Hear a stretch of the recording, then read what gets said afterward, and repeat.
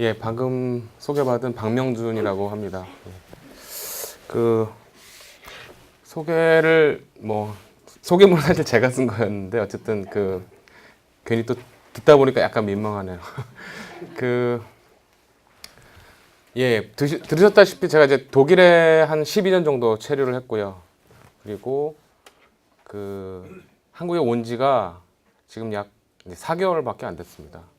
그래서 아직 독일 맥주에 뭐랄까요, 몸이 여전히 물들어 있는 것 같기도 한데 한국에서 소주도 많이 마셨는데 예, 아직도 독일적인 분위기가 좀 있을 것 같기도 하고.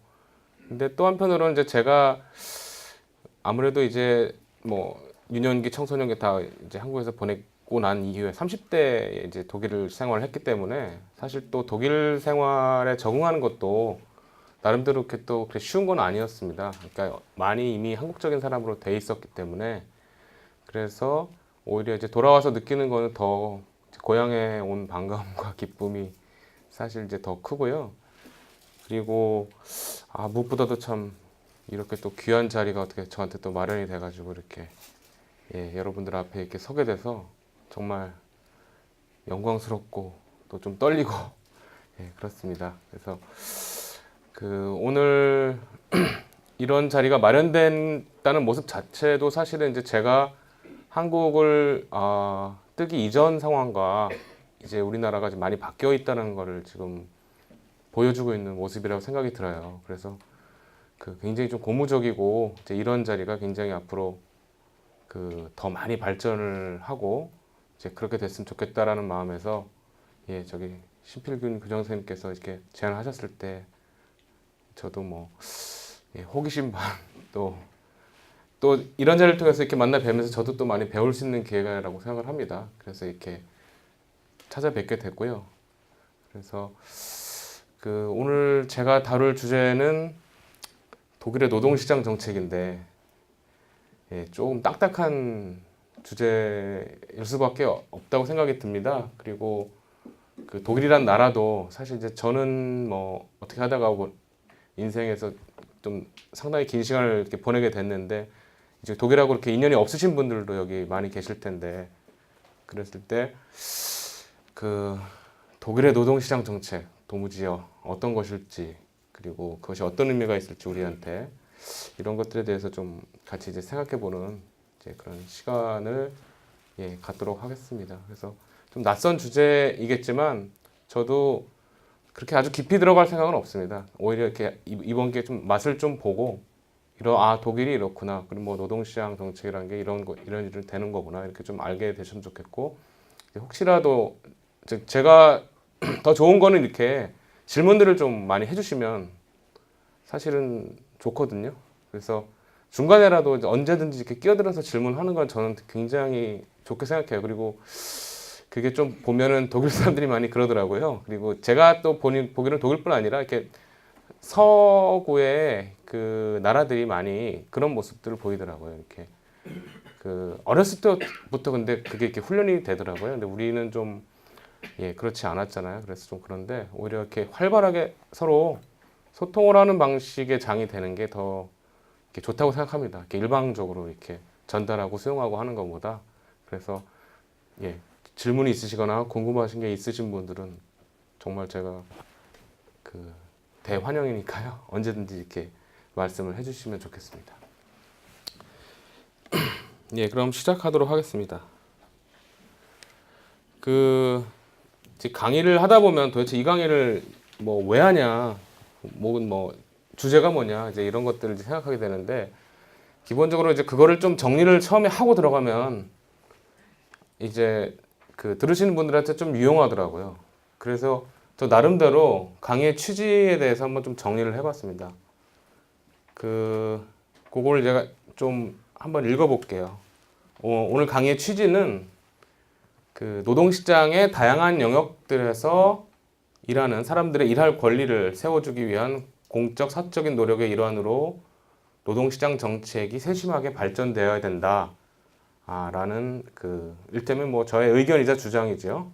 그런 제가 의미를 담고 있고요. 두 번째는 노동시장에 대한 규제를 민주적으로 수행하기 위하여 민과 관의 협치를 의미하는 거버넌스의 확산과 발전이 필요하고 그것을 위해 정부, 특히 중앙정부는 물론이고 지방정부가 나서서 더욱더 세심한 관심을 기울여야 한다. 예, 라는 게 이제 제가 좀 같이 나누고자 하는 두 번째 취지고요. 세 번째는 오늘날 노동시장의 다양한 문제에 대해서 또 창의적이고 혁신적인 그런 이제 해결이 지금 필요한 상황인데 그러한 혁신을 이루어내는 소위 말해서 사회적 기업가들을 독려하고 양산시킬 필요가 있다. 예. 이게 제 강의의 취지입니다. 그래서 조금 어려운 말도 들어있고 그런데 그래도 뭐 벌써 타이틀에서도 벌써 어려운 말들이 많이 들어있으니까 이미 익숙하실 것 같기도 하고요. 요 세 가지 취지를 가지고 그러면은 이제 독일이란 나라를 한번 이제 살펴보자라는 게 이제 제가 여기서 담고자 하는 내용이고 기본적으로 요 세 부분으로 이렇게 좀 구성되어 있다고 보면 이제 되겠습니다. 그래서 그렇게 해서 이제 시작을 하도록 하죠. 뭐 혹시 벌써 질문이 있으신가요? 예. 강사 소개는 뭐 아까 사실 이제 제가 했고 사실 이제 제가 독일에 관해서 독일에 있는 동안에 좀 책을 썼어요. 제가 이제 박사학위 논문은 뭐 이제 우리나라 말로 쓰질 않았겠죠, 당연히. 근데 박사학위를 받고 독일에 이제 좀 한 3년 정도 베를린에서 베를린 자유대학이라는 곳에서 제가 이제 연구하고 강의 활동을 할 수 있었는데 그 기간 동안에 제가 책을 2권을 또 냈습니다. 그래서 국내에 이제 요거는 이제 희망제작소라고 하는 그 기관하고 제가 그때 연이 닿아서 그 기관에서 좀 펀딩을 받아가지고 그쪽도 이제 독일에 관해서 관심이 많은 기관이거든요. 그래서 제가 있으면서 책을 냈는데 요거에서 잠깐 소개를 하면 사실 오늘 제가 아까 말씀드린 세 가지 중에 세 번째 것과 또 두 번째 것과 관련이 다 있는 책들이에요. 사실 노동에 관한 핵심적인 주제는 아니었지만 요 책은 사회적 영웅의 탄생이라는 책은 독일의 사회적 기업가들을 제가 직접 만나서 한 15번 정도를 만나서 이제 그 사람들이 이뤄내는 사회적 혁신에 대해서 얘기를 듣고 인터뷰를 한 내용에서 이제 책을 담은 거고요. 그 다음에 독일의 싱크탱크 산책이라는 책은 이제 싱크탱크란 말 좀 많이 요새 유행을 하는데 정의가 다양했지만 어쨌든 이렇게 정책에 관한 연구를 통해서 이제 사회적으로 정책의 개발에 도움을 주는 여러 가지 연구 기구들인데 독일의 또 싱크탱크 시스템에 대해서 제가 한 15개 기관 역시 마찬가지로 다니면서 그 기관들이 어떻게 운영되고 있고 하는지에 대해서 이제 한 건데 이 책에서는 핵심적으로 아까 제가 두 번째 주제인 거버넌스라는 문제가 거기 많이 담겨 있어요. 그래서 거기 많은 싱크탱크들이 우리나라는 많이 굉장히 정부에 이렇게 많이 예산 재정적인 지원도 받고 그러면서 또 많이 좀 종속되는 면도 있고 한데 독일에서 그런 것들이 많이 분리되어 있는 그러니까 재정적인 쪽은 정부가 많이 되면서도 운영은 굉장히 자율적인 그리고 또 정부뿐 아니라 기업의 싱크탱크라고 하더라도 기업으로부터 재원이 마련되지만 또 상대적으로 독립적으로 하려고 있는 그런 모습들이 굉장히 매력적이어서 제가 사실은 이 책에 담았습니다. 그래서 이제 돌아와서 제가 이제 독일에 관한 책을 이제 사실은 이제 더 열심히 좀 이제 써야 할 것 같아요. 그래서 이런 이제 강의 기회를 통해 가지고 또 앞으로 그런 기회도 마련하고 이제 그러고 싶습니다. 혹시 관심 있으시면 사서 보시면 될 것 같아요. 이 책은 올해 나왔고 저 책은 작년에 나왔습니다.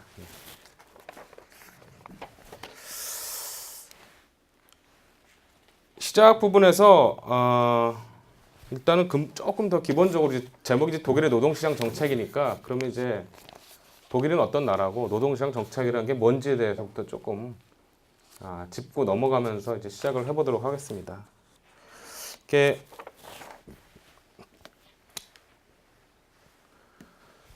우리가 이제 그 노동의 문제가 이제 소위 말해서 우리나라에서 노동 문제라고 이렇게 얘기를 하는데, 이제 노동이 문제거리가 이제 돼 있지 않습니까? 이제 노동이라는 게 사실은 그 먹고 살기 위한 그런 수단인데, 이제 그게 문제가 돼 있는 것이 이제 상당히 흥미로운 일일 수도 있는데요. 특히나 이제 자본주의 사회, 우리가 이제 자본주의 사회에 살고 있잖아요. 그러니까 자본주의 사회에서 그 특히 이제 시장 경제 체제 하에서 존재하는 이제 그 노동이라는 것이 뭔가 이제 좀 문제적인 속성을 가지고 있는 것이라는 거죠. 예. 그래서 그 일단 자본주의 사회라는 거는 자본과 노동의 결합을 통해 가지고 경제 활동이 이제 이루어지는 사회고, 그리고 그 노동자는 자본가에게 노동력을 팔고, 또 자본가는 노동력을 구매해서 상품을 생산하고 이윤을 획득해 나가는 이제 이런 것이 이제 기본 시스템이라는 것인데, 그 여기서 노동과 자본의 관계가 사실은 좀 이렇게 비대칭적인 면이 있죠. 그러니까 노동은 그 생산 수단을 소유하지 못한 상태에서 자신의 노동력을 이제 팔고 그거에 대한 대가로 이제 임금을 받고 살아가는데, 그 과정에서 이제 자본이 노동을 일정 정도 이렇게 지배를 하게 되는, 그러니까 쉽게 말해서 우리가 이제 직장을 나가게 되면, 예? 직장 나가서 9시부터 뭐 5시까지, 6시까지 이제 있는 시간 동안, 하루에 그 시간 동안 제가 이제 그 직장에 종속이 되지 않습니까? 그리고 그 직장에 계속 매일매일 종속이 되고, 그래야지 나중에 이제 월급을 받고 이제 생활하는 거고, 그 직장에 있는 동안에는 직장의 룰을 따라서 이제 그 노동을 이제 하는 것이고요. 이제 그런 식의 삶의 패턴이 이제 모든 사람들에게 우리 이제 존재를 하는 것인데, 자본주의 사회에서. 예. 근데 이제 그 과정을 사실은 이제 노동 계약을 통해서 하고, 거기서부터 만약에 이제 뭐 나든 아니면 나를 고용한 사용주든 누군가 이제 그 계약을 깨게 되면 사실 이제 그 관계가 이제 흐트러지게 되는 것이고, 이제 그런 지금 이제 사회 시스템이 갖춰져 있는 것인데요. 그게 이제 자본주의와 이제 노동의 이런 이제 결합이고, 그랬을 때 그럼 이제 시장이라는 것은 이제 바로 이제 자본주의 사회에서 사실은 이제 상품이 생산되는 사회가 자본주의 사회고, 그 자본주의 사회의 상품은 결국 시장을 통해 가지고 이제 그 소위 말해서 이제 뭐 유통이 되는 것인데요. 그 시장이라는 게 결국은 자유롭게 사실은 살려는 사람과 팔려는 사람들이 서로 만나서, 소위 말해서 살려는 사람은 이제 수요죠. 그리고 팔려는 사람은 공급인데, 그 둘이 만나 가지고 사실은 그 상품의 가치가 결정되고 이제 그런 식의 사회인데, 이 시장이라는 것이 이제 완벽하게 작동하지 않는다는 것은 역사적으로 많이 이제 증명돼 왔던 거죠. 특히 이제 수요와 공급이 늘 이제 원활하게, 소위 말해서 우리가 예전에 뭐 아시겠지만 그 아담 스미스라는 뭐 경제학자가 이렇게 보이지 않는 손에 의해서 그것이 이제 일치될 것이라고 이제 생각을 했지만, 현실에서는 이제 그렇지 않은 경우가 자본주의 역사가 많이 증명을 해왔고요.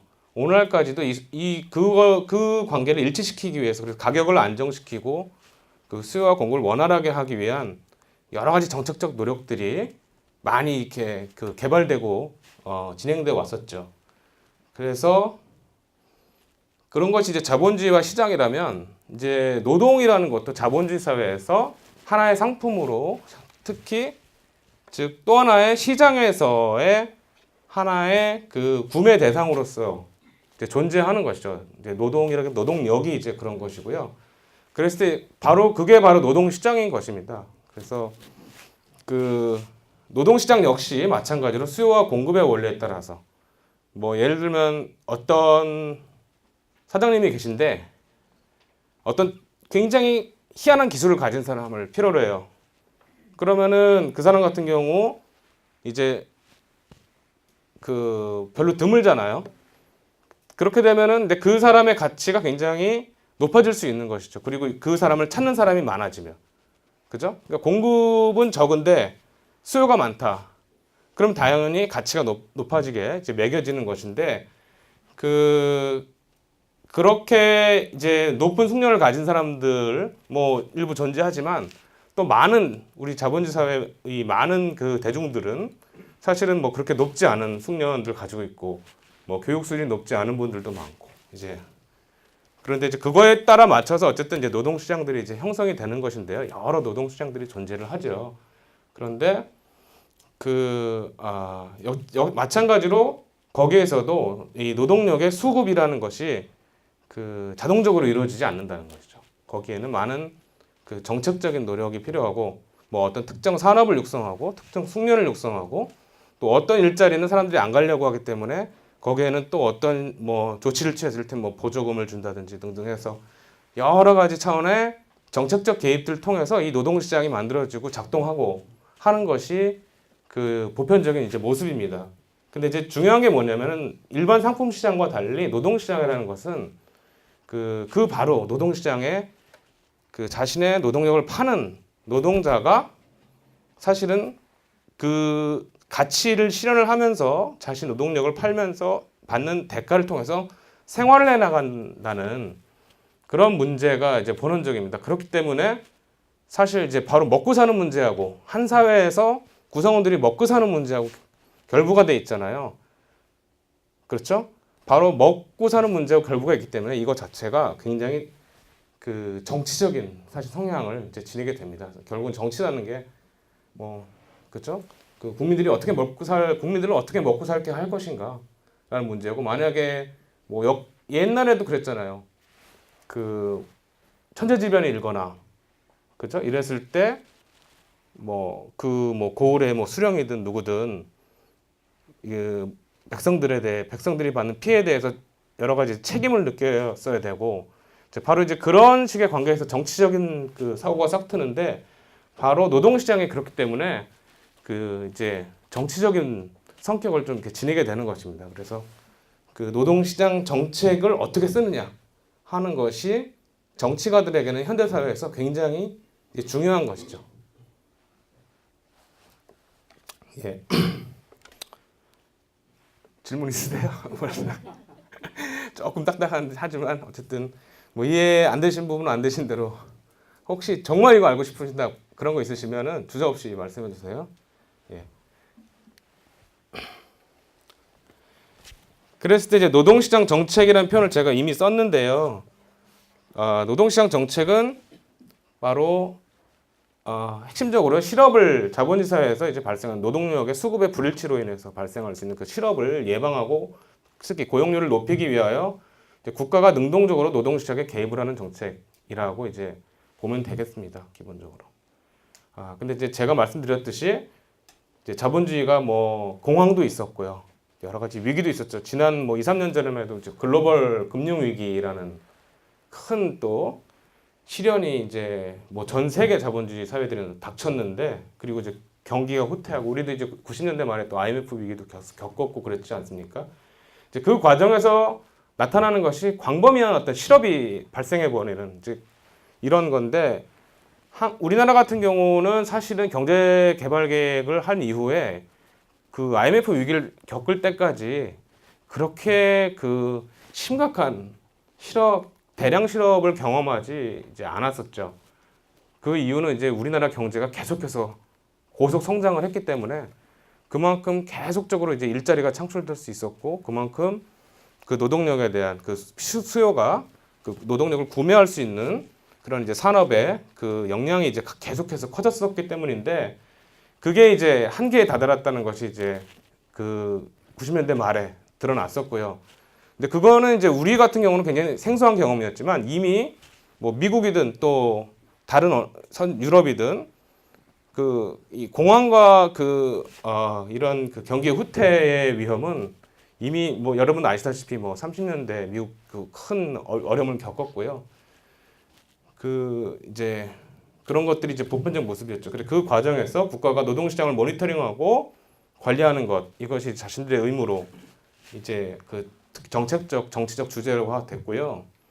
그래서 이런 정책이 바로 이제 노동시장 정책이고 더 이제 흥미로운 것은 이제 민주주의가 발달한 나라들 같은 경우 이것을 비단 그 국가에 의해서만이 아니라 일상에서부터 소위 말해서 그 뭐 사회적 파트너들이라고 이제 표현을 하는데요. 이제 서유럽에서는 사회적 파트너다라고 하면은 보통 이제 노동조합과 그런 뭐 경제단체 내지 사용자 단체, 이제 경제 자본주의 사회의 그 경제를 이루는 두 양대의 큰 어떤 그 뭐랄까 세력이랄까요? 그 세력을 대표하는 그 조직체들이 또 직접적으로 거기에 관여를 해서 그 자신들의 이해를 그 정책의 실현 과정에서 조율을 하고 그러면서도 또 한편으로 또 굉장히 공익지향적인 방식의 정책을 상호 이 소통을 통해서 내놓는 이제 이런 모습을 보이거든요. 그래서 이것이 이제 소위 말해서 노동시장의 이제 거버넌스가 그래서 형성되는 것이고 거기에 이제 노사 정이 함께 참여를 해서 만들어가는 이제 것인데 그래서 이런 노동시장 정책은 또 거버넌스와도 그래서 이렇게 연결이 돼 있다. 이제 이렇게 볼 수 있겠습니다. 조금 이제 딱딱한데요. 다시 조금 덜 딱딱한 쪽으로 가면 이제 독일에 대해서 잠시 이제 보겠습니다. 이제 노동시장 정책, 독일의 노동시장 정책의 주제인데 이제 독일이라는 나라는요, 이제 뭐 다들 아시겠지만 이제 2차 대전의 폐허를 딛고 라인강의 기적을 이뤄서 경제 성장을 이루었고요. 그리고 이제 자본주의 시장 경제 체제와 또 이거 잠깐 좀 자본주의와 시장 경제가 아닌 자본주의 시장 경제와 어떤 그 사회적 가치라는 표현이 좀 빠졌다고 볼 수 있겠습니다. 사회적 가치가 결합된 그 사회적 시장 경제의 나라라고 이제 이야기를 합니다. 독일어로 소циаль레 마르크트위르샤프트라고 표현을 하는데 독일의 사회적 시장 경제라는 모델은 그러니까 시장의 모든 그 경제 운영의 원리를 다 맡기지 않고 시장이 초래할 수 있는 여러 가지 실패의 가능성들, 예를 들면 아까 말씀드린 대량 실업이라든지 뭐 이런 것들이 이제 노동 대중들을 굉장히 큰 위기로 몰고 갈 수 있는 파국을 막기 위해서 일찍부터 그 굉장히 여러 가지 조율을 하고 조정을 하는 방식을 통해서 그 시장 원리 이외의 원리가 이제 뭐 국가가 개입을 하기도 하고 아까 말한 사회적 파트너들이 개입을 하기도 해서 그런 그 시장을 이제 꾸려나가는 이제 그런 나라입니다. 그래서 뭐 우리가 말하는 사회 민주주의 체제다라고 해서 넓게 그렇게 표현을 해도 뭐 큰 무방한데요. 뭐 사회 민주주의라는 표현은 또 이미 또 유럽의 독일뿐 아니라 많은 다른 스웨덴을 비롯해서 많은 나라들이 이제 그런 성격을 가지고 있기 때문에 뭐 물론 더 엄밀하게 정의가 돼야겠지만 어쨌든 독일 사람들은 자신들 스스로를 사회적 시장 경제의 나라다라고 스스로 인식을 하고 있고 이것은 어떻게 보면은 독일이 2차 대전 이후에 그 독일의 뭐 소위 말해서 좌파와 우파 정치 세력이 있다면 그 두 세력 간에 사실은 큰 의미의 타협을 이룬 것입니다. 그래서 우파도 시장만 고집하지 않고 좌파도 어떤 그 사회적 가치에만 매몰되지 않으면서 사실은 그래서 큰 타협을 이미 이룬 상태에서 그 독일의 이후에 그 경제 체제가 꾸려졌는데요. 그게 또 라인강의 기적의 기반이 됐던 것이고요.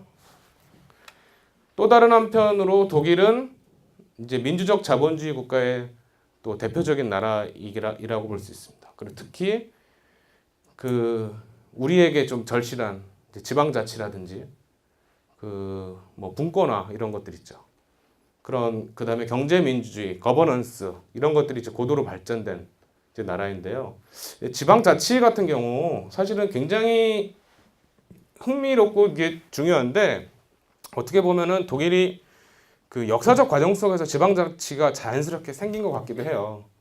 왜냐하면은 이제 여러분들 이제 불란서하고 독일을 비교해 보시면 불란서 같은 경우는 역사적으로 무슨 이렇게 절대 왕정, 그죠? 뭐 루이 14세, 16세 이런 사람들이 들어서고 굉장히 일찍부터 강하게 어떤 중앙 집권적인 나라를 만들었는데 독일은 사실은 거의 19세기 말까지 이렇게 통일된 하나의 나라로 존재하지 않았고 수많은 작은 제후국들이 이렇게 옹기종기 있었어요. 그런 상태가 지속이 되면서 그 이후에 뭐 비스마르크가 독일 통일도 하고 이제 뭐 히틀러도 나오고 했지만 그 자신들이 가지고 있던 굉장히 그 분권화된 특성들을 계속 유지를 하게 됐던 것 같습니다. 그리고 특히 2차 대전 이후에 새롭게 정치 경제 질서를 만드는 과정에서 그 분권화된 질서에 대한 이제 의미 부여를 더 강하게 하고 굉장히 다양한 그 이를테면은 독일이 현재 16개 주로 이루어져 있는데 그 이제 독일은 연방 공화국이라고 칭하죠. 그러니까 각 주들이 우리나라 말하면 도의 의미가 있죠. 그러니까 각 주들이 굉장히 자율성과 큰 힘을 갖는 어떤 그 자치적인 성격을 갖고 그 주들이 자발적으로 연합해서 하나의 그 연방을 이루는 시스템으로 그렇게 이제 나라를 구성을 했고요. 그 독일에 살면서 느꼈던 가장 흥미로운 점들은 사실은 이런 분권화된 모습과 지방화된 모습입니다. 제가 그런 것들은 정말로 너무나 우리의 일상과 대조되는 점이 많아서 제가 이제 90년대까지 한국에 살면서 느꼈던 그런 모습들이 많은데요. 예를 들면 아주 단적인 예가 뭐 대학에서 예를 들면 독일 같은 경우는 우리나라는 어느 대학인지 바로 중앙도서관 같은 것들이 이제 만들어지고 중앙도서관이 거의 뭐 모든 책들을 다 소유하고 있고 굉장히 중요하게 이렇게 역할을 하잖아요. 그리고 거기 크게 중앙도서관 짓고 이제 학생들 가서 뭐 공부하기도 하고 책도 대출하기도 하고 하는데 다른 뭐 단과대학 도서관이나 학과 도서관 이런 것들은 상대적으로 소홀하게 되거든요. 이미 역량상에 벌써 게임이 안 되는. 근데 독일 같은 경우는요. 그런 그 중앙도서관이 그렇게 그 많은 것들을 독점하고 군림하는 방식으로 존재하지 않아요. 오히려 개별 단과대학 도서관들한테 그 기본적으로 다 그런 그 권한들과 그 역량을 주고요. 그 다음에 서로 굉장히 긴밀하게 조율을 합니다. 이제 그게 그런 대학의 모습 하나만도 독일 사회가 가지고 있는 그런 특성들을 굉장히 딱 잘 보여주고 있는 단적인 모습이라고 저는 뭐 평소에 좀 생각을 해왔었거든요. 뭐 그것뿐 아니라 그런 그 분권화와 지방자치 마인드를 가지고 있는 그 모습들은 뭐 굉장히 많습니다.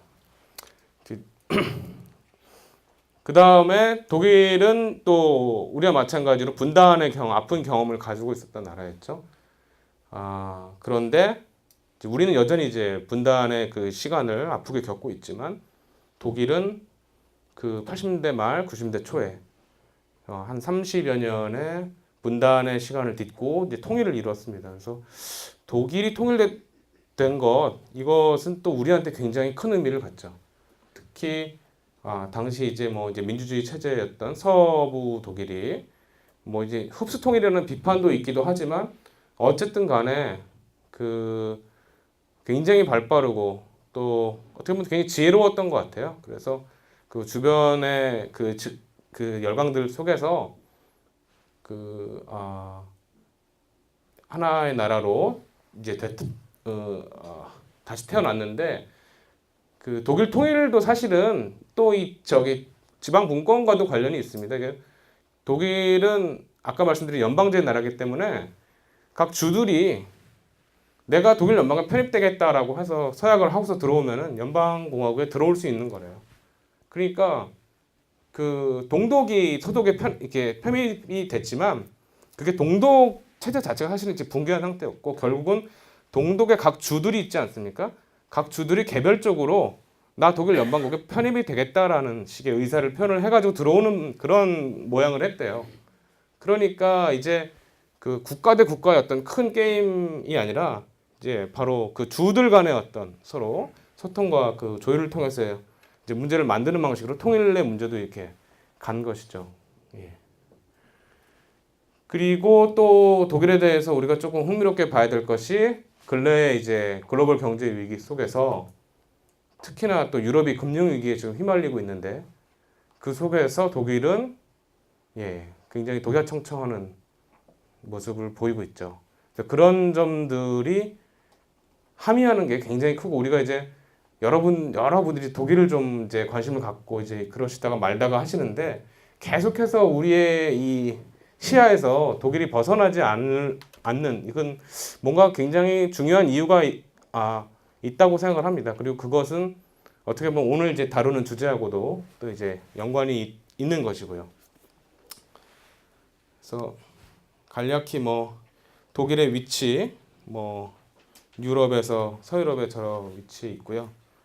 그리고 독일의 여러 도시들이 있는데 예, 뭐 넘어가도록 하겠습니다.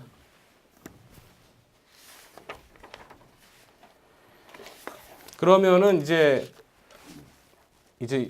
드디어 좀 본론적으로요. 그럼 독일의 노동시장 정책과 제도라는 것이 어떻게 되어 있는 것인지 그거에 대해서 좀 이제 살펴보도록 하겠습니다.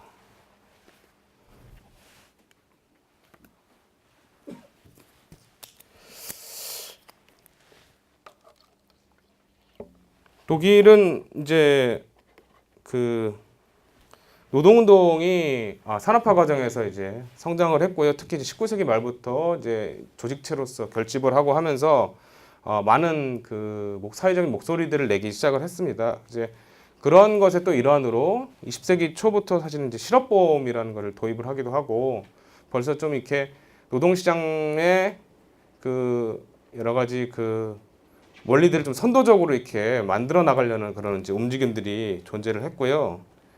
그리고 그 아까 말씀드렸듯이 이제 사회적 시장 경제 체제 하에서 정말로 굉장히 많은 그 새로운 정책들과 제도들이 노동 시장에 대해서 이제 그 생겼습니다. 그래서 그걸 통해서 고용의 안정을 높이고 또 그러면서도 경제가 계속 성장할 수 있는 이제 그런 기반을 막 닦기 위해서 굉장히 노력을 이제 했는데요. 그 약간 좀 말이 자꾸 번복이 되긴 하는데 어쨌든 이것 자체가 또 거버넌스적 방식이었고 그것의 연장에서 근래의 글로벌 경제 위기 하에서도 또 고용의 큰 위기를 겪지 않은 이제 그런 이제 모습을 보여주었습니다. 그래서 잠깐 이제 그래프를 하나 보시면 이제 이게 독일의 실업률인데요. 이 그래프 독일 내 현대사를 좀 알면 이 그래프가 이게 딱 읽혀지는 면이 있는데, 그러니까 아까 말씀드린 독일은 이제 2차 대전에서 패망한 나라로서 사실은 50년대 굉장히 뭐 경제가 파탄한 상태에서 많은 이제 노동 대중들이 실업 상태에 처해 있었고요. 그런데 그것이 여기 보시면은 이제 계속해서 하강을 하죠. 그래서 60년대 이 초반 내지 중반 60년대 말에 잠시 올랐지 그때까지 5, 60년대 내내 사실은 실업률이 급격하게 저하를 했던 시기를 겪습니다. 이게 바로 라인강의 기적의 시기였죠. 바로 이때가 사회적 시장 경제라는 거를 꾸리고 독일이 이제 그 한참 경제 발전을 하고 했던 시기였는데요. 이때는 결국 그래서 60년대에는요. 거의 실업률이 제로에 가까운 시기를 완전 고용이라고 하죠. 거의 완전 고용에 가까운 시기를 이렇게 겪었어요. 그래서 그러던 것이 이제 70년대로 지나가면서 계속해서 보시다시피 실업률이 이제 증가를 하는 모습을 보입니다. 그러니까 요 전까지는 마찬가지로 독일에서도 이렇게 실업이나 노동시장 정책이나 이런 거에 있어서 사실은 뭐 그렇게 아주 많은 고민거리가 아니었죠. 근데 바로 이제 70년대 이후로 들어서면서 이게 실업자가 늘어나고 요 이제 빨간 선은 남자고 초록색 선은 여성입니다. 예.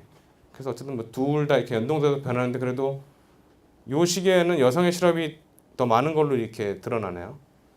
예. 그래서 그것이 거의 이제 90년도가 이제 독일 통일이 이루어졌던 때인데 독일 통일 이후에 더 급등을 하게 되죠. 기울기가 더 급격해지죠. 여기에. 요거는 이제 마찬가지로 통일의 여파라고 볼 수 있을 것 같습니다. 특히 이제 동독 지역 같은 경우 사실은 이제 그 체제가 붕괴를 하면서 또 그 지역에서 많은 실업자가 양산이 됐죠. 그리고 아직도 독일 사회에서 많은 실업자들이 특히 서독보다는 동독 지역에 많습니다. 뭐 이를테면 서독의 뭐 바이에른주의 뭐 실업률이 한 5%다, 6%다 이러면은 동독 지역에 뭐 그 작센주 같은데 뭐 이를테면 한 18%다 뭐 이렇게까지 가고 뭐 이러거든요. 그러니까 그 격차 지방마다 좀 이제 차이가 있는데 어쨌든 동독 지역의 실업률이 더 높아요. 그러던 것이 이 90년대 중반을 겪으면서 잠시 또 이렇게 다운됐다가 다시 또 올랐다가 그래서 그 이후에 요 마지막에 또 의미심장한데요. 실업률이 계속 쭉 떨어지고 있죠. 요 시기가 바로 언제냐면 독일이 2000년대 초에 과감한 노동시장 개혁을 합니다. 그래서 종래에 그 일자리들의 어떤 사실 독일이 이런 그 성장을 해오면서 일자리 질이 굉장히 좋고 특히 또 노동자들이 고용 안정과 상대적으로 고임금을 누리는 그런 기회를 많이 누렸었는데 그 시기 그것이 이제 요 지금 90년대 중반부터 2000년대 한 초까지 거의 한 10년 동안 사실은 굉장히 그 고실업을 벗어나지 못했어요. 그 당시 제가 이제 2000년에 독일에 갔지만 이미 그때부터 그 많은 그 언론에서의 핵심적인 주제가 어떻게 실업률을 낮출 것이냐. 그 문제가 그 모든 어떤 정치적 논쟁의 핵심에 있었고요. 그 실업률을 낮추는 사람이 가장 능력 있는 정치가고 실업률을 낮추는 정당이 가장 선호받는 정당으로 그냥 바로 그렇게 이어지고 있는 모습을 볼 수 있었거든요. 그래서 생각해 보세요. 이게 지금 실업률이 독일에서 이게 한 12%, 10% 이상인데요. 이게 이제 독일의 경제활동 인구가 뭐 한 3, 4천만 명 되면은 이게 거의 400만 명 내지 500만 명 가량이 사실 이제 실업 상태였거든요. 근데 우리나라 사실 그 IMF 위기 때 뭐 실업자가 이제 100만 명이 되고 막 이런 이제 큰 위기라고 우리가 생각하고 그랬는데 4, 500만 명을 10년 이상 실업자를 유지를 시키면서 체제를 끌고 왔다는 거예요. 그거는 또 그것도 굉장히 대단하죠. 사실은 그만큼 독일 경제가 경제력이 있기 때문에 그렇고 또 그 사람들한테 굶어 죽지 않고 계속해서 그 사람들한테 무언가 이제 보조금을 주고 수당을 주고 하면서 끌고 왔던 건데 소위 말해서 이제 신자유주의적인 어떤 그 사조가 세계를 지배해 가고 또 유럽의 다른 나라들도 굉장히 과감하게 그 종래의 이제 고용의 안정을 보장하는 거에서 이제 뒤돌아서는 그런 정책을 펴고 하는 와중에도 독일은 그런 걸 많이 유지했다가 결국은 2000년대 들어서 과감한 개혁을 할 수밖에 이제 없었습니다. 그래서 그 개혁을 실시한 이후에 이제 실업률이 이제 떨어지게 되죠. 그래서 마지막에 이 부분 잠깐 오른 거는 이제 글로벌 경제 위기 때 잠시 올랐지만 전반적으로 실업률이 그때에 비해서 지금 어쨌든 질적으로 상당히 하강한 상태에 있습니다. 그래서 지금 현재는 한 8% 이 정도 수준이 있는데 이것도 이제 우리나라에 비하면 굉장히 또 높은 수준이죠. 근데 또 다른 한편으로는 다른 그 유럽의 다른 나라들, 특히 남유럽 국가들, 특히 요새 이제 유럽의 금융위기로 굉장히 어려움을 겪고 있는 남유럽 나라들에 비해서는 또 상당히 이제 양호한 편이고요. 이제 그렇게 볼 수 있습니다.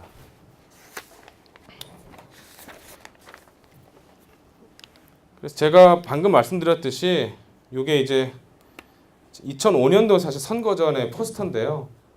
이 포스터는 이제 왼쪽에 있는 사람하고 오른쪽에 있는 사람 아세요? 누군지? 예, 이분이 앙겔라 메르켈 총리죠. 지금까지도 현재 이제 독일 총리로 있는 사람이고 이 왼쪽에 있는 사람이 누구죠? 왼쪽에 있는 사람이 이제 게하르트 슈레더라는 그 독일의 이제 사회민주당의 이제 정치가입니다. 그래서 아까 제가 그 말씀드린 그 노동시장 개혁을 사실은 이제 노동자들의 고용 안정을 사실은 이제 낮추고 일자리의 질을 좀 저하시키면서 일자리 양을 늘리는 방식의 개혁을 한 건데 그 개혁을 주도했던 사람이 사실은 이 슈레더예요. 슈레더 상대적으로 좌파인데 좌파 정부에서 그런 이제 우파 지향적인 정책을 편 것이었죠. 이제 그렇기 때문에 굉장히 많은 당시에 정치적 논란이 있었고 결국 슈레더는 임기를 끝까지 채우지 못하고 정권을 사퇴를 하게 됐고요. 그래서 독일에서 결국은 이후에 이제 대연정이 마련되게 되고 뭐 이렇게 독일 정치가 이제 다시 이렇게 역동성을 띠고 새롭게 굴러가게 됐는데 그 어쨌든 중요한 거는 제가 말씀드렸듯이 굉장히 중요한 정치적 영역으로 이 노동시장에서 정책의 성공과 실패야말로 선거의 핵심 주제로 그 독일에서 자리 잡고 있습니다. 그래서 오늘날에도 굉장히 여전히 민감해요. 특히나 이제 아까 말씀드렸듯이 일자리의 질이 상대적으로 좀 낮아지는 그 경향이 지금 생겼기 때문에 그것에 대해서 종래에 그 양질의 일자리를 옹호하는 이런 세력들, 정치 세력이든 뭐 노동조합 이런 사람들이 굉장히 많은 비판을 하죠. 그래서 어떻게든지 다시 질을 올려야 된다라는 지금 문제의식들이 다시 많이 일고 있고 독일 사회에서 이제 그러고 있습니다. 네, 그런 면들은 또 우리 사회에도 많은 또 시사점을 줄 수 있다고 생각을 하죠. 그 독일의 노동시장 정책에서 굉장히 중요한 기관이 바로 하나 있습니다. 그 기관이 이제 연방 노동 에이전시라는 곳인데요. 원래 옛날에는 이제 BA라는 이름은 똑같은데 옛날에는 분데스 안슈탈트 für Arbeit라는 표현인데 요새는 분데스 아겐투어 für Arbeit. 아겐투어라는 게 에이전시. 약간 에이전시라면 약간 그 무슨 이벤트 에이전시 같은 느낌이 나죠. 그러니까 훨씬 굉장히 좀 소프트하고 부드럽고 민간적인 느낌이 나도록 이렇게 바뀌었어요. 근데 이전에 안슈탈트라는 표현은 독일어에서 굉장히 관의 냄새가 굉장히 많이 나는 약간 좀 권위적인 느낌까지 나는 어떤 그런 표현인데 그 표현의 변화 자체도 2000년대에 있었던 그 노동시장 개혁에서 단행됐던 거였어요. 근데 전통적으로 그 이 BA는 독일에서 이 노동시장 정책, 노동시장을 관리하고 어떠한 정책적 수단을 펴야 되는지에 대한 어떤 그 중요한 그 소스를 제공해주는 그런 기관으로 계속 역할을 해오고 있습니다. 그리고 더불어서 그 노동시장 정책을 또 실행하고 집행하는 기관으로서도 역할을 하고 있고요. 그래서 이 BA라는 기구는 사실은 이제 우리나라에 여기에 이제 필적할 만한 기관이 어디가 있을까 모르겠는데요. 그 우리나라는 이제 고용노동부가 그러니까 정부가 많이 그런 것들을 이제 하는데 이 BA라는 기구는 사실 일단은 정부 기구이긴 하지만 그게 무조건 정부에 의해서만 이렇게 딱 운영되고 권위적으로만 집행이 이루어지고 그런 것이 아니라 거기에는 노사 이익단체들이 참여를 합니다. 그래서 특히나 이제 실업보험 같은 경우 결국 이제 실업보험 같은 경우 독일은 이제 우리나라랑 비슷하게 그 이제 결국 이제 피고용인 고용 상태에 있는 사람들한테 자신이 고용 상태에 있을 때 일정액을 이제 내고 사용자가 또 일정액을 내서 결국 이제 실업 기금을 형성해 놓고 있다. 그 사람이 노동시장에서 이탈하게 될 때 그 기물 거기를 자기 월급에서 이제 일정의 퍼센티지 정도를 이제 특정 기간 동안 지원해 주는 요 방식을 이제 취하는데 이 기금을 관리하는 사실은 곳이 우리는 뭐 어디죠? 뭐 고용보험관리공단인가요? 아니면 그 이제 그런 곳들이고 사실은 이제 노동부가 뭐 고용노동부가 그것을 거의 다 이제 쥐고 있다고 볼 수 있는데 이제 독일 같은 경우는 BA가 그리고 특히 바로 거기에는 노사 대표들이 똑같이 참여를 해가지고 그걸 공동 관리하는 이제 형식입니다. 그렇기 때문에 벌써 여기에서부터 일단 그 소위 말하는 이제 거버넌스적인 원리가 이제 작동을 하고 있다고 볼 수 있죠. 그리고 이 BA는 그 수준이 또 그러니까 하나 어디 딱 어디 뭐 예를 들면 청주면 청주 뭐 대전이면 대전 아니면 서울이면 서울 이렇게 있는 것이 아니라 그 지방 사무소들 다 있고요. 그 굉장히 이제 아주 밑에 단위까지 그러니까 지역 노동시장까지도 긴밀하게 모니터링하고서 관찰하고 거기에 맞는 정책에 대해서 고민하는 어떤 이제 그런 어떤 그 큰 네트워크처럼 그런 이렇게 독일 사회에서 이렇게 형성이 돼 있습니다. 그렇기 때문에 훨씬 정책을 이제 그 뭐라 그럴까요? 이렇게 입안을 하고 집행을 하고 하는 데 있어서도 굉장히 좀 더 섬세하고 더 구체적이고 이제 이럴 수가 있는 것이죠. 그래서 이 서로 연방 노동 에이전시 같은 기구들이 여기 제가 이제 178개의 소본부에다가 660개의 사무소들이 이제 있다고 말씀을 드렸는데 그 거의 뭐 어느 지자체에 가거나 이제 독일에 이제 다 있다는 것이죠. 그래서 그 굉장히 이 기구가 핵심적인 역할을 하는 곳이다라고 볼 수 있고요. 예. 그다음에 이제 그렇다면 이제 독일 노동시장 정책에는 그럼 어떤 그 내용들을 이제 들어 있는 것이냐? 이걸 이제 잠깐 좀 간략하게 스케치를 해보면요. 이제 일자리, 그러니까 고용, 노동 시장에서, 그러니까 노동 시장이라는 것이 결국은 한 사람이 노동 시장에 진입을 하고 거기서 고용 상태를 유지했다가 다시 노동 시장에서 빠져나오는, 이게 어떻게 보면은 이제 순환처럼 되어 있는 건데요. 그 노동 시장에 진입하는 경우 보통 성인이 된 사람들이 이제 그 처음에 직장을 갖게 되는 것 자체가 취업을 하는 거, 그러니까 이제 1차적인 노동 시장 이제 진입이죠. 그죠? 그런데 그 진입 과정 자체가 요새는 옛날에 우리나라도 그 고도 성장기에는 사실 뭐 취업하는 것 자체가 그렇게 어려운 일은 아니었잖아요. 그냥 좋은 일자리 이 여하를 불문하고 일단 어느 정도는 다 이제 취업을 하고 이제 다 아침에 다 회사는 가고 그러고 살았는데, 요새 들어서 좀 안 그런 경우들이 나타나요. 청년 백수 얘기도 나오고, 그죠? 계속 실업자 얘기가 많이 도는데, 바로 이제 그 일자리를 찾는 사람들이 원활하게 찾을 수 있도록 뭔가 그 안에서 이렇게, 특히나 일자리라는 게 또 하나의 찾는 사람과 일자리를 찾는 사람과 그다음에 일자리를 주려는 사람 혹은 이제 노동력을 사서 쓰려는 사람 간에 어떻게 보면 이게 정보의 사실 교환이 있어야 되는데요. 그 과정을 굉장히 원활하게 만드는 그런 것이 일종의 이제 고용 중개 작업이죠. 그 고용 중개를 위한 이제 서비스들이나 또 정보 제공 이런 것들이 이제 하나의 내용일 수 있고요. 그 다음에는 이제 고용 촉진 책인데, 고용 촉진 책은 뭐겠어요? 이를테면은 그 하나의 기술을 가지고 있는 사람보다 두 개의 기술을 가지고 있는 사람이 사실은 그러니까 고용이 될 수 있는 가능성이 더 높겠죠. 그죠? 그리고 숙련이 낮은 사람보다 높은 사람. 그죠? 그리고 직업을 바꾸려고 하는 사람한테도 특히 재교육이라든지 이런 것들이 또 필요하겠죠. 그죠? 그래서 누군가로 하여금 그 노동시장에서 이렇게 굉장히 쓸모 있는 존재로서 이렇게 만들어내기 위한 어떤 그런 이제 노력, 어떻게 보면 이게 인적 자원에 대한 어떤 개발이나 발굴 차원이라고도 우리가 이제 볼 수 있는데, 그런 것도 노동시장 정책의 또 중요한 내용이 이제 될 수 있습니다.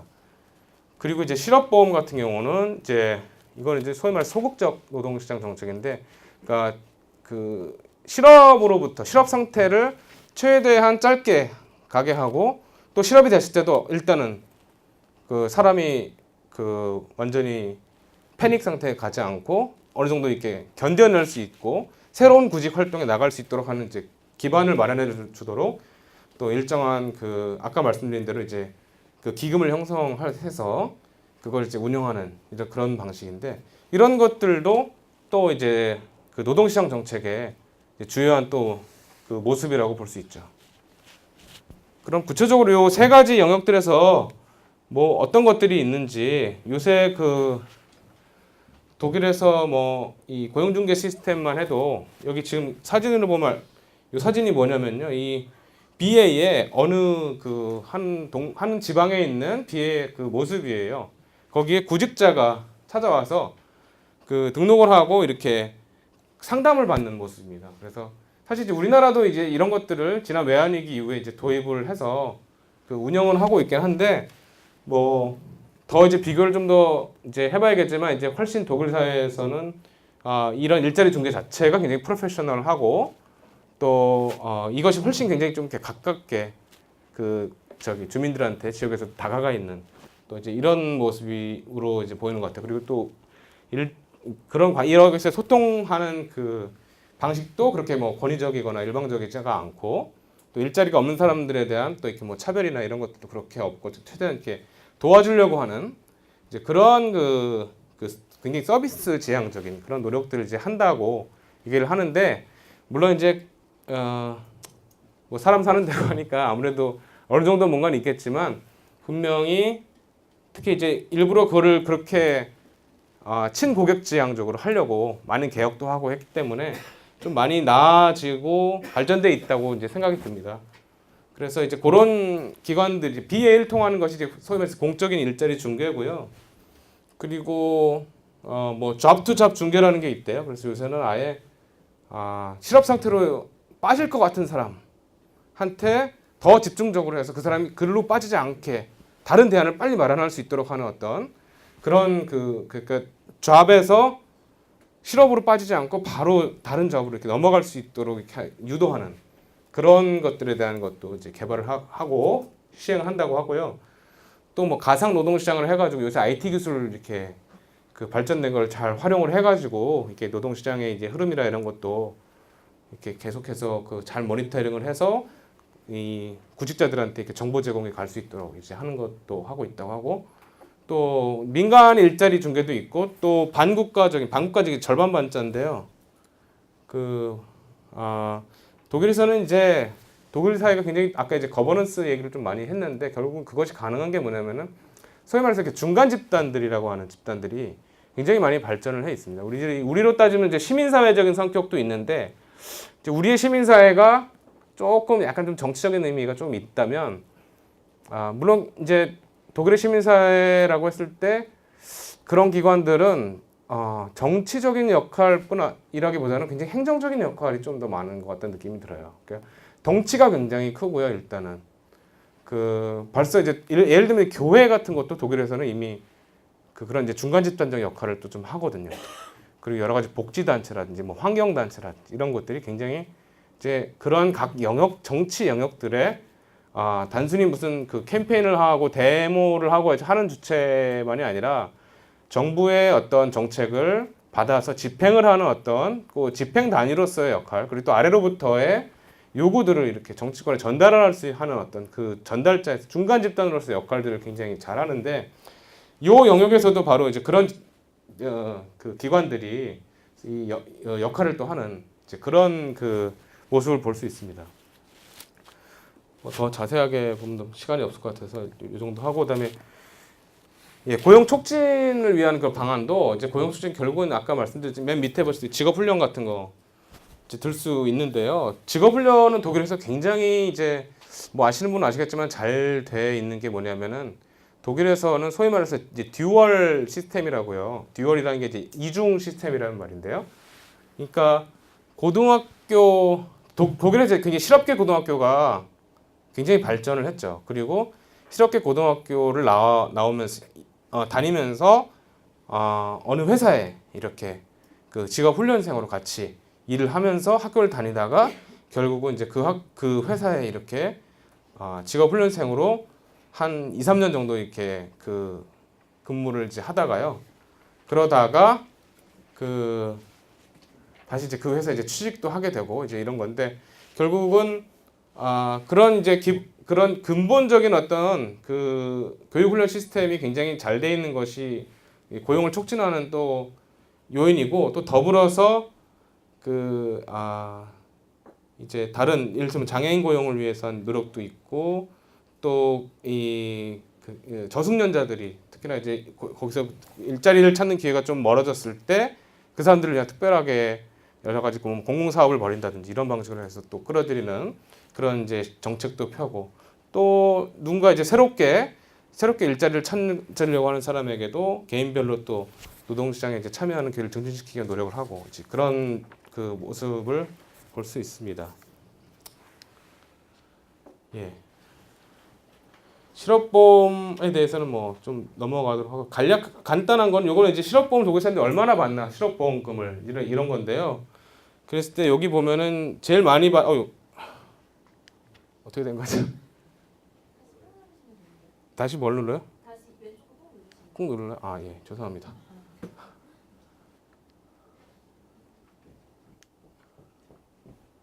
제가 너무 꽉 눌렀나 봐요.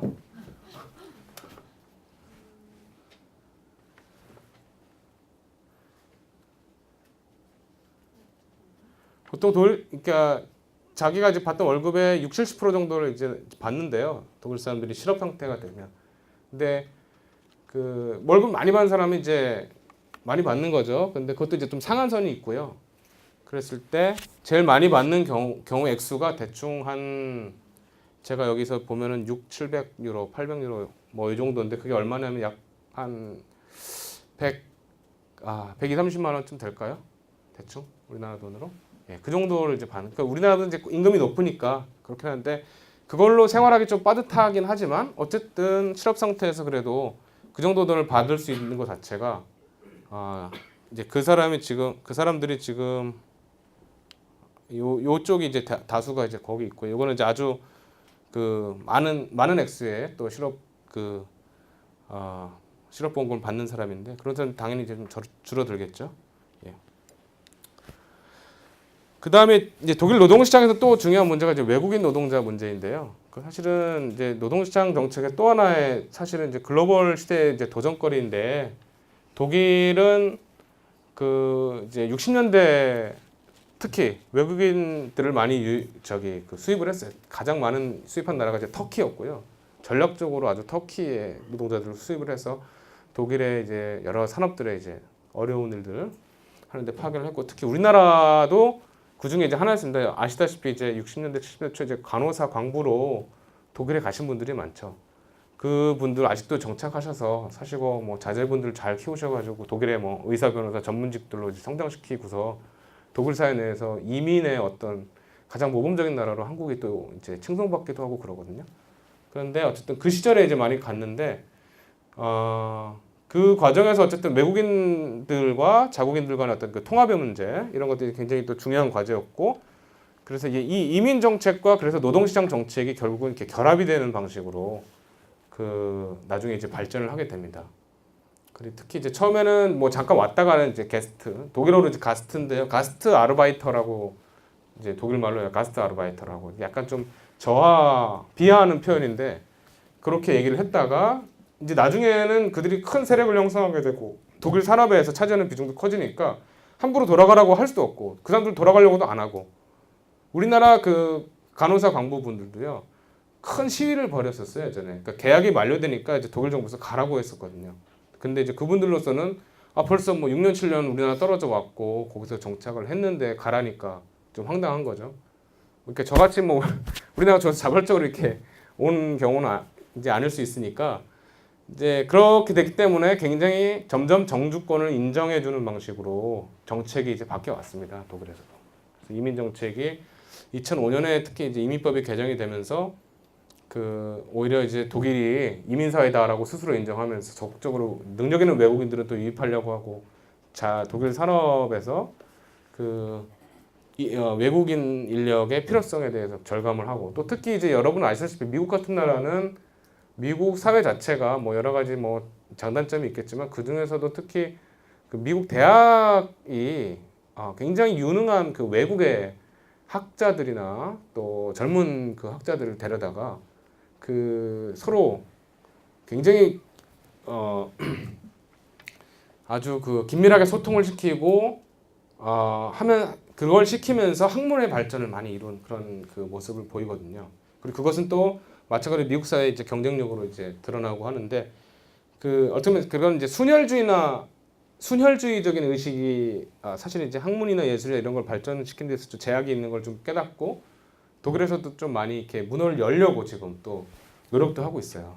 그래서 그러면서 또 아래에서는 또 차별을 금지시키기 위한 특히 학교에서나 직장에서 외국인들에 대한 차별 금지시키려는 그런 노력 많이 하고 있는데 우리는 이제 이민이 사실은 이제 이주 노동력이 우리도 이제 꽤 역사가 되긴 했지만 아직까지도 그분들이 참 편하게 우리 사회의 구성원으로서 이렇게 특히 그분들 자녀들도 인종이 다름에도 불구하고 이렇게 잘 융화될 수 있는 그런 식의 문화는 아직 좀 부족한 것 같아요. 여전히 우리 사회에 굉장히 중요한 이제 과제인 것 같은데 제가 느끼기에 독일은 그걸 좀 한두 단계 이미 넘어서 있는 그렇다고 문제가 없다고는 볼 수 없지만 이미 이제 그런 나라 약간 좀 성숙해 있는 그런 이제 모습을 제가 이제 볼 수 있었습니다.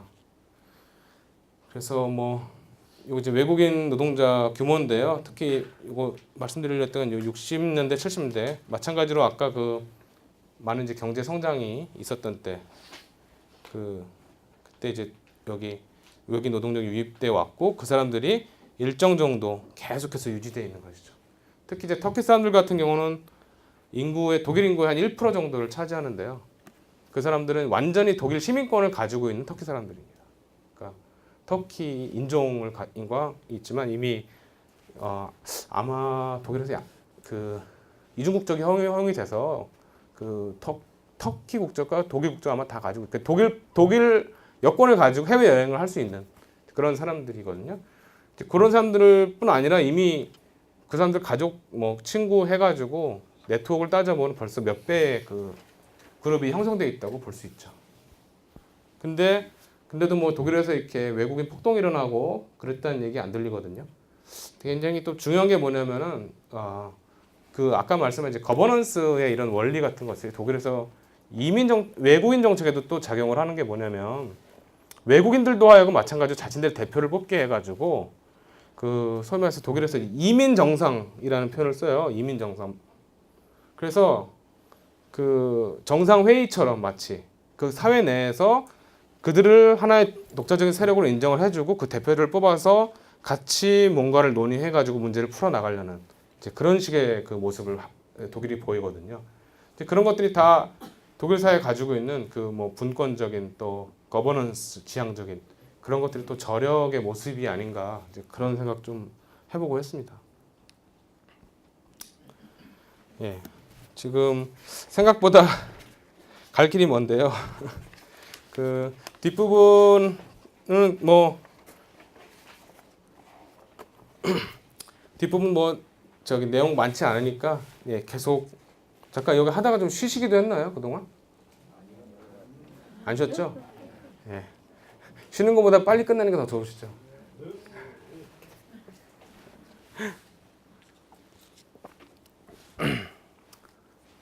예. 사실 뭐 중간중간에 제가 이제 거버넌스라는 면을 많이 이미 했기 때문에 사실은 여기 뭐 좀 더 다뤄보려고 했지만 굳이 뭐 그렇게 깊이 더 얘기를 할 건 없을 것 같아요. 그래서 이제 뭐 이미 다른 분들도 얘기를 하셨을 것 같고, 예.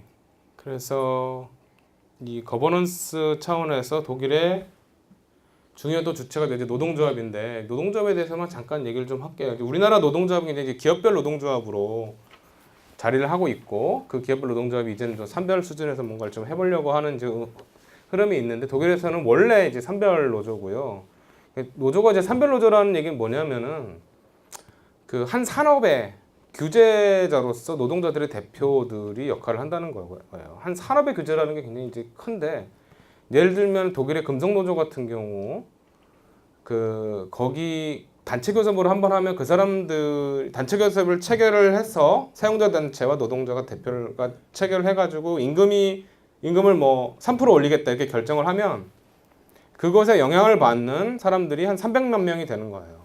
그러니까 그 독일 사람들도 자신들이 굉장히 국가의 개입 없이 자율적으로 경제 주체들이 노와 사가 대표가 산별 수준에서 300만 명의 어떤 그 고용 인구의 그 임금 수준을 결정하는 것을 자신들이 자율적으로 할 수 있다는 것에 대해서 굉장히 자부심을 가지고 있어요. 그래서 독일은 이제 타리프 아우토노미라는 표현을 쓰는데 이제 단체 교섭 자율주의인데 그 300만 명의 임금의 수준을 바로 이렇게 결정을 하고 그게 1년 반, 뭐 1년 내지 2년 이렇게 유효하도록 유지를 해놓고 이렇게 가거든요.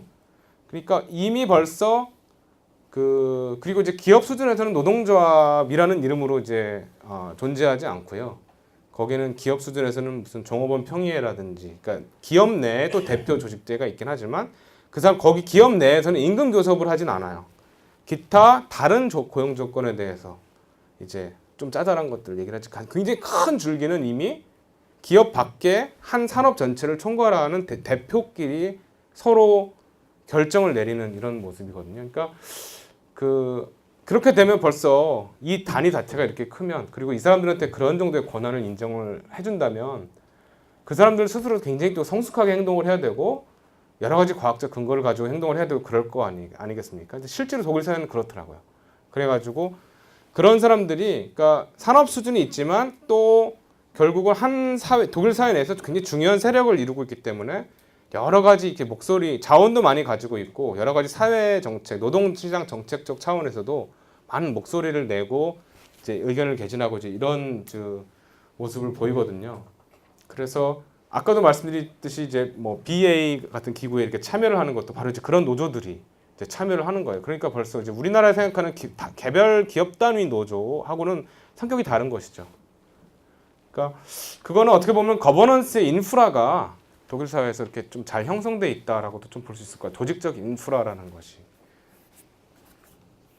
근데 이제 우리의 역사를 보면은 이제 아시다시피 우리가 이제 좀 이렇게 그 권위주의 시대를 겪으면서 사실은 이제 그런 중간 집단이나 이런 그 단체들이 성장하는 걸 많이 이렇게 자제를 하고 억제를 시켰거든요. 뭐 탄압이라는 표현을 써도 뭐 큰 무방할 정도로 이제 그런 것들이 어떻게 보면은 이후 결국 이제 민주주의를 눌렀다는 건데 나중에 이제 우리가 민주화 과정에서 거버넌스의 인프라가 그렇게 사실은 그래서 이거 형성되지 못한 어떤 이제 그런 상태에 우리가 처해 있지 않나 생각이 들고 우리 사회에서 그런 이제 건강한 중간 집단들을 양성해내는 그런 일이 사실은 우리나라 민주주의 발전을 위해서 굉장히 좀 필요하고 중요한 게 아닌가. 그리고 그런 단체들이 뭐 지방정부면 지방정부 아니면은 뭐 광역 수준이면 광역 수준 아니면 뭐 전체 정부 수준에서 이렇게 이제 역할을 좀 하는 그런 성숙한 역할을 해는 그런 모습으로 이제 발전을 돼야 되는 것이 아닌가. 전 조금 이제 그렇게 생각을 합니다. 어떻게 보면 좀 너무 독일적이지 않냐 이렇게 얘기를 할 수도 있을지 모르겠지만 일단 그렇고요. 이건 BA 구조 운영에 대해서는 사실 이제 말씀을 드렸고 그래서 이제 마지막 세 번째 테마인 좀 사회적 기업가 테마로 좀 넘어가도록 할게요. 제가 이제 사실 요거에 대해 좀 책도 좀 썼고 해서 나름대로 좀 더 이제 드릴 말씀도 있고 한데요. 그 노동시장과 노동시장 정책에 대해서 이제 얘기를 했는데 사실 그 어떤 정책도 완벽하지 않죠. 그리고 어떤 정책도 사실은 그렇게 아주 친절한 것만은 아닙니다. 분명히 굉장히 이게 사회를 구성하는 구성원들이 이게 정책 당국자로부터 이렇게 사실 여러 가지를 그 정책적인 행위를 이제 접하면서 자신을 적응시켜 나가야 되고 뭐 이러면서 이제 시스템이 굴러가야 되는 건데 이게 사실은 정책이 또 성공하려면은 아래로부터 많은 호응도 있어야 되고 또 굉장히 그 문제에 대해서 정확하게 진단을 내린 것이어야 되고 이제 이런데 그 노동시장 정책이라는 것이 또 이런 정책이나 제도라는 굉장히 큰 수준에서만 보면은 또 나름대로 또 이제 한계가 있는 것이죠. 특히 그 모두 다 이 노동시장이 제일 중요한 건 어쨌든 간에 사람이고 그렇죠? 어떤 사람이 어느 하여금 좀 일자리를 갖고 싶게 만들고 또 그런 사람이 일자리를 갖게 만드는 사실 이런 것들이 이제 중요한데 그랬을 때 그 개인들이 어떻게든지 그런 동기부여를 막 하는 것은 정책 차원에서 뭔가 이렇게 마련을 할 수 있지만 그게 다가 아니거든요. 아무리 정책이 좋아도 이게 개인에게까지 이렇게 어필을 강하게 하지 못할 수가 있어요. 그런 차원에서 이제 그런 또 갭이라든지 또 그런 문제들을 풀기 위한 또 다른 차원의 또 노력이 필요한 것이죠. 근데 독일에서 보면은 그 사실 이제 독일뿐 아니라 요새 새롭게 이제 얘기되는 것이 바로 이제 사회적 기업이고 그런데 사회적 기업에 대해서는 이제 뭐 많이 들으셨겠지만 이제 우리나라에서 말하는 사회적 기업하고 요새 세계사적으로 얘기하는 사회적 기업하고 또 조금 다른 것 같아요. 이제 우리는 굉장히 소위 말하는 사회적 경제의 측면에 많이 그 방점을 찍고 소위 말해서 협동조합적인 어떤 모습에 대해서 강조를 하고 하는데요. 그건 이제 우리 사회가 너무 이제 재벌 경제 위주로 이렇게 쏠려가면서 이제 그것에 대해서 좀 극복하려는 차원에서 나오는 흐름인 것 같긴 하고 한데 이 사회적 경제라는 표현은 사실은 이제 원래 이제 남유럽 국가들 위주로 뭐 이렇게 많이 이전부터 이제 존재해 왔던 것이고 한데 그 요새 말하는 세계적으로 말하는 사회적 기업은 기업 내지 특히나 사회적 기업가는 그 사회 문제에 대한 기업적 수단을 통해서 혁신적인 해결을 도모하는 사람이다. 이렇게 정의를 내리거든요. 그러니까 비단 그것이 꼭 경제 영역만일 필요는 없어요. 그 경제 영역에도 당연히 사회 문제가 존재할 수 있죠. 특히나 노동시장의 문제도 당연히 사회 문제의 하나가 될 수 있습니다. 근데 그것뿐 아니라 뭐 일테면은 뭐 학교에서의 문제라 뭐 범죄의 문제라든지 뭐 진짜로 아니면 뭐 정말 우리의 그 일상생활 이런 많은 어떤 그 문제거리들을 그런 것이 이제 사회 관계 속에서 만들어지는 것이라면 그것에 대해서 혁신적인 해결을 도모하려는 그러니까 그것을 어떤 정부의 정책을 기다리거나 뭐 이런 것이 아니라 바로 그 문제를 깨달은 어떤 그 능동적인 어떤 사람이 문제 해결을 나서고 그 문제가 굉장히 보편적인 의미를 지녔을 때 그 해결 자체도 보편적으로 이렇게 적용될 수 있도록 그래서 그것이 이제 보편화 과정에 바로 이런 어떤 그 기업적인 형태를 이제 그러니까 사회적 목표를 갖는 어떤 하나의 어떤 기업과 같은 다시 하지만 이 기업이 무슨 이윤 창출을 위한 목표가 아니라 바로 더 효율적인 그 문제 해결을 위해서 경주를 하는 이제 그런 모델을 사실 이제 사회적 기업이다라고 특히 그런 사람을 사회적 기업가다 소셜 엔터프리너어라는 이제 표현을 하는데 그렇게 이제 요새 이제 정의를 내립니다. 사실 전 세계적으로. 그런데 이제 우리나라에서 약간 그 사회적 경제와 사회적 기업이 서로 섞여 있는 지금 좀 그런 모습이라고 보여지는데요. 근데 저는 제가 아까 이제 책을 썼다고 했는데 이제 이 책인데요. 여기서 15명의 이제 그런 사회적 기업가들을 만났는데 그 중에서 어떤 사람들은 특히나 이제 노동 시장의 문제와에서의 문제를 이제 그 해결하려는 그런 사람들이 이제 존재를 했어요. 그리고 또 우리가 사실 노동 시장의 문제 아까 그 고용의 뭐 그 촉진 이런 얘기했지만 결국 이제 그 교육의 문제가 노동 시장의 문제하고 밀접하게 닿아 있거든요. 사실은. 그러니까 우리가 이제 뭐 학벌을 높이려고 하는 거는 결국 내가 어떤 노동 시장으로 가려는 것이냐를 사실은 그 준비하고 결정하는 그런 과정이기 때문에 그 교육과 노동 시장의 문제를 우리가 넓게 하나의 문제로 봤을 때 바로 이제 그러한 문제들을 이렇게 정말 자기 일상에서 작은 단위에서부터 이렇게 천착을 해가지고 풀려는 이제 그런 사람들이 그 있었는데요. 거기 그런 사람들 제가 한 3분을 여기 잠깐 소개하고 그 다음에 오늘 강의를 이제 일단은 마치도록 하겠습니다. 그래서 이제 질의응답을 받는 걸로 할게요. 그 첫 번째 분은 산드라 슈어만이라는 사람인데 이분은 제가 그 독일의 이제 비텐이라는 아주 작은 도시 정말 제가 가보니까 너무 정말 그 작은 도시더라고요. 근데 제 또래 정도 돼요. 대충 한 40대 초반이나 뭐 이 정도 나이 정도. 그러니까 나이가 아주 많지도 않은데 근데 이 사람이 흥미로운 게 뭐냐면은 그러니까 젊은 구직자들한테 연극을 하게 해요. 연극을. 그러니까 그 사실은 그 소위 말해서 약간 어떻게 볼까요? 이렇게 젊은 애들 중에서도 좀 이렇게 예?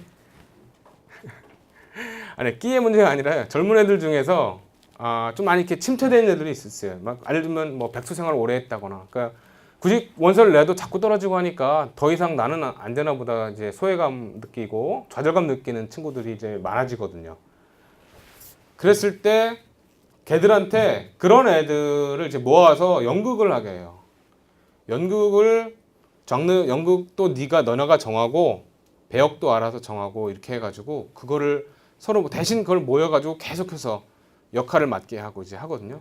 이제 그 과정 자체가 담는 의미가 뭐냐면은 그 하나의 쓸모있는 존재로서 자신을 그 구성체 안에서 쓸모있는 존재로서 느끼게 자꾸 만드는 것이죠. 그리고 능동적으로 참여하게 만들고 그러다 보니까 여기 그 프로그램에 참여하기 전까지 그냥 이렇게 쭈뼛쭈뼛 대던 친구가 실제로 관객 3-4천 명 앞에서 지역사회에서 그 연극을 자기가 이제 해가지고 실현해내고 얼마나 기가 살겠어요. 그 주인공이 되기도 하고 하는 그 느낌. 그리고 나서 자기가 이후에 그런 이제 일자리 인터뷰라든지 이런 거 나갈 때 아주 당당해지는 거죠. 정말 다른 사람이 돼서 나타나는 거예요. 이를테면 그렇죠? 그렇기 때문에 그런 식의 과정을 통해서 북돋우는 과정을 통해서 이 사람이 이렇게 확 크고 일자리를 얻을 수 있는 기회도 더 이렇게 늘어나고. 그러니까 결국 다른 사람한테 굉장히 좋은 이미지를 주고 능동적이고 적극적인 이미지를 또 줄 거 아니에요. 그죠? 자기 스스로 그러니까 그 대리 성취의 어떤 그런 그 느낌을 느끼게 해주는 것이죠. 근데 이 프로그램이 굉장히 호응이 처음에는 물론 당연히 이제 모든 프로그램들이 다 그렇습니다. 처음에는 별로 그냥 이거 그런 거 하다가 이제 이런 거 하는 사람들 보면은 굉장히 곤조가 좀 강한 분들이에요. 그리고 인생도 조금 힘들었어요. 나름대로. 더 이상 별로 물러설 것도 없어. 이 사람 보면은. 그러니까 밀고 나가는 거예요. 근데 밀고 나가다 보니까 이게 소위 말해서 대박이 나는 거죠. 사람들한테 호응을 얻고 특히 아까 말한 BA 이런 데서 인정을 해줬어요. 이 프로그램을. 그러니까 거기는 어떻게든지 공적인 그 일자리 중개 역할을 많이 하려고 하는 기관인데 자신들이 가지고 있는 한계를 이 사람들이 극복하고 있는 모습을 보고서 이 사람한테 이제 지원을 해주기 시작했어요. 그래가지고 독일 전역에 이 사람 이 프로젝트 뭐 잡 액트라고 얘기하는 이 프로젝트가 뭐 몇백 개가 이렇게 프랜차이즈로 이렇게 만들어지고 지역 사회들에 이렇게 활발하게 뭐 역할을 하고 있다. 이런 얘기를 제가 들었거든요.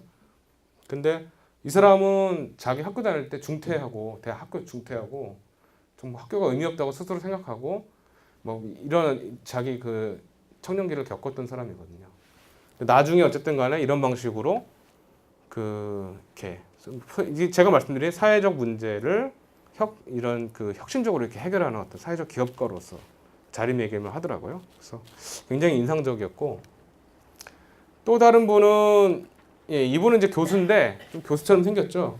근데 이분은 심리학 교수인데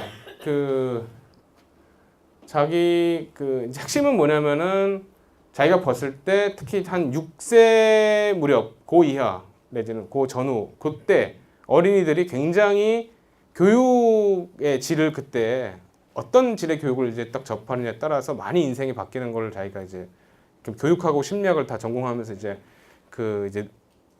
관찰을 했나 봐요. 그래서 그런데 그러니까 산사회 불평등의 어떤 뿌리가 이미 6, 7세에 결정이 되더라라는 자기 직관을 갖게 된 거죠. 근데 또 흥미로운 건 뭐냐면은 굉장히 저소득층의 자녀일수록 부모들이 그 아이의 이렇게 교육에 대해서 굉장히 무관심하더라. 그러니까 자기 생각에 그때 만약에 좀 더 부모들이 더 적극적으로 아이들한테 관심을 갖도록 만들면 그 시대의 아이가 자기 잠재력도 개발하고 이렇게 해 나가면서 아이의 인생이 달라질 수 있고 그게 결국은 한 사회 이제 불평등의 문제를 또 좀 완화시킬 수 있는 그런 역할을 할 거다라는 자기 이론 같은 걸 이제 만들면서 실천 프로그램을 조직을 했어요. 그래서 저소득층 부모들을 대상으로 해서 그 사람들을 적극적으로 아이들한테 관심을 갖도록 유도하는 그런 프로젝트를 어떤 지역사회에서 이제 시작을 했고요. 그래서 그런 분들을 모아다가 워크숍을 열고 그래서 계속해서 특히 딴 것보다 이제 그분들끼리 정말 서로 좀 토론을 하게 해가지고 그 아이들의 상황에 대해서 같이 나누고 바람직한 대안이 뭔지에 대해서 모색하게 하고 이런 작업을 했는데 그게 또 굉장히 이제 또 호응이 컸던 거죠. 그래가지고 이것도 마찬가지로 이런 프랜차이즈처럼 지금 독일에서 이렇게 크게 형성돼가고 발전돼가고 있는 그런 중이거든요. 그것도 또 이제 흥미로운 모습이고 이제 마지막으로 이 사람은 원래 이제 터키 사람인데 독일에 이제 이민을 왔던 세대예요. 근데 이제 이 사람이 느꼈던 건 뭐냐면은 이제 우리보다 앞선 이민국이잖아요, 독일이. 그러니까 2세들이 벌써 많이 커서 2세들이 마찬가지로 이제 대학도 진학하고 뭐 이런 건데 봤을 때 자기 터키 친구들 대학 진학을 하려는 애들이 별로 없다는 거죠. 그리고 뭐 무엇보다도 학교 공부를 못 하는 거예요. 그러니까 사실 우리나라도 외국인 노동자 자녀들이 정말 우리나라 이제 학교에서 예를 들어 그들이 아직은 뭐 지금 한참 어리잖아요. 근데 중고등학교 가게 되고 뭐 수능 본다고 했을 때 도대체 뭐 방글라데시나 뭐 필리핀이나 이런데 부모가 베트남 엄마가 있는 자녀들의 대학 진학률이 얼마나 될까 생각해 보면은 상상이 가시지 않겠습니까? 근데 물론 독일은 우리나라처럼 그렇게 학력주의적인 사회가 아니기 때문에 그렇게 뭐 극심한 문제는 아니지만 그럼에도 불구하고 상대적으로 외국 학생들이 어쨌든 독일 학교에 다녀야 되고 자기 집에서는 자기네 나라 말 쓰고 이제 괴리가 있고 이제 그런 상태에서 학습에 흥미를 잃게 되고 그런 모습을 이제 봤던 거죠. 그래서 이 사람이 그 문제를 해결하기 위해서 외국인 자녀들끼리 그들의 이제 상급생하고 하급생 그 중에서 상급생으로 하여금 하급생을 돕게 특히 뭐 숙제 좀 봐주게 하고 이제 이런 것부터 시작했어. 그래서 이 상급생은 더 큰 상급생한테 이를테면 여기가 고등학생이면 대학생한테 그 지도를 또 받게 하고 그래서 얘는 얘한테 이걸 해주고 그 다음에 더 위에한테 이거 받고 어떻게 보면은 우리의 학원 시스템 같은 거를 전혀 돈을 매개로 하지 않고 이런 사회적인 뭐 서로의 봉사와 상호 부조의 방식으로 하게 만든 거예요. 그랬는데 이게 또 그 지역에서 이렇게 좀 큰 반향을 불러일으켰던 거죠. 그래서 이 사람 굉장히 제가 만나봤는데 굉장히 막 아주 싱글벙글하면서 늘 굉장히 행복해하면서 자기 프로젝트에 이렇게 호응을 얻는 것을 굉장히 좋아하더라고요. 그래서 이런 식의 방식으로 이제 외국인들의 사회 통합의 문제나 또 그들의 교육의 문제 이런 것도 이제 해결해가는 이런 모습도 이제 볼 수 있습니다. 오늘 이제 긴 시간 동안 얘기를 했는데 어쨌든 뭐 독일 노동시장 정책의 제도나 시스템부터 해가지고 또 마지막에 이렇게 또 사회적 기업가까지 이렇게 말씀을 드렸는데 어떻게 좀 도움이 되셨는지 모르겠는데요. 일단은 제 강의는 여기까지 마치도록 하겠습니다. 생명도시 시흥